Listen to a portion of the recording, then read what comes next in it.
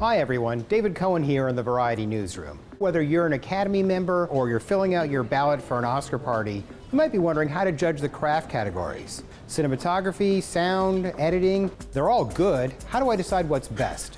So here at Variety, we're talking to top professionals about how they judge the work in their fields. Today we talk to cinematographers Roger Deakins, Hoyte van Hoytema, and Yves Belanger about how they judge cinematography. And here's a hint. It isn't always about making the most beautiful image. I think the best quote I could think of was what Freddie Francis said. He said, there's great cinematography, there's bad cinematography, but there's the cinematography that's right for the movie. And I think that is really sums it up for me. I don't think it's about beautiful cinematography. It's very strange.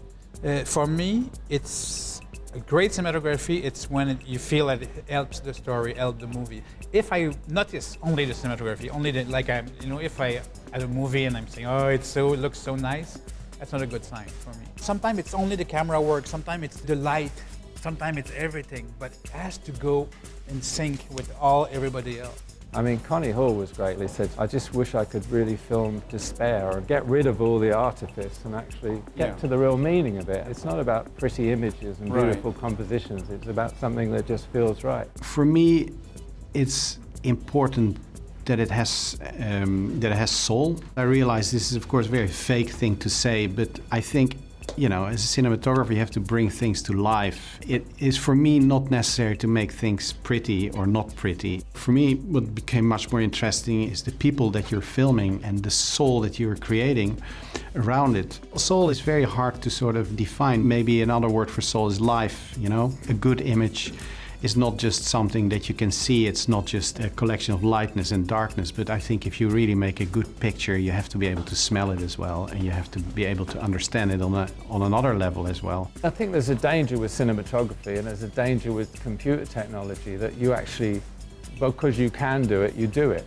You know what I mean? It becomes something of its own self, and you lose track of the script. All these embellishments, they just get in the way sometimes. You know? I used to do rock videos where if you're shooting B.B. King, which I shot B.B. King and people like that, you don't need to move the camera. I shot Muddy Waters. You don't move the camera. He's there, that's it. The music says it, his face and the music. But if you're doing a girl group like Bananarama, you did a lot of stuff. You moved the camera, you shot like a dramatic little piece to make them more interesting, and frankly they were. So I think it's the same with a good script. You've got a good script, you don't need all these bells and whistles. Good script, good actors. If you compare it, for instance, to painting, you know, that's what happened when Impressionism started, for instance. People sort of used lesser lines and could tell more. And I think in cinematography that also works. I think you could potentially get to something that is simpler or that is more bold or that is lesser sort of specific, but communicates more. And sometime, if you can help them, add a level to the scene, a second level that was not in the script, nothing. That's the biggest thing, but it happens maybe once in a lifetime, that your light or your frame make the scene of the movie go. But just if you're in sync with everybody, the best compliment, a woman told me after Dallas Buyers Club, she said, I forgot the camera after 5 minutes. She forgot that she was looking at the movie. And for me, especially for this movie, I was very happy. I said, I did my job. I've always said the best cinematography never gets noticed. Go and see a film and you're totally immersed in the movie. I think the greatest compliment anybody ever paid me was years ago when I first went to the ASC Clubhouse and I just shot Shawshank Redemption. Nobody knew me, why would they? And I hear this conversation going on behind me, and this cinematographer who I wanted to meet because he was like, great cinematography, was saying, yeah, it was really nicely shot, but he didn't have to do any lighting, so I don't really think I'm not going to vote for that. And I thought, I wonder if I should tell him that every shot in that was lit and actually had 26 12K HMIs light in this prison cell, and even the night stuff was completely lit. And he thought it was all practicals and I just shot with natural light.